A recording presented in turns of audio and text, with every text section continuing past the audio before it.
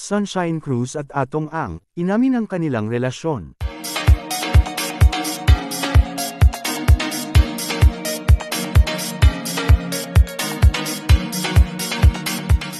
Sa wakas ay inamin na nina Sunshine Cruz at Atong Ang kanilang relasyon. Sa isang panayam, sinabi nilang matagal na silang masaya sa piling ng isa't isa. Ayon kay Sunshine, naging espesyal si Atong dahil sa suporta at pagmamahal nito.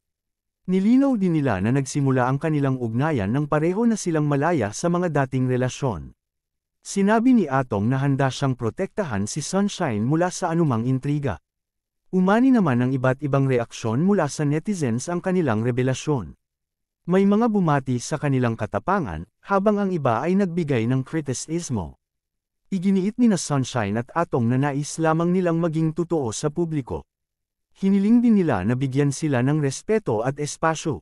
Patuloy nilang pinangangalagaan ang kanilang pamilya sa kabila ng mga kontrobersya. And this are chika for today mga ka-showbiz, sana nag-enjoy kayo. Don't forget to like, share, subscribe and click the notification bell for more updates.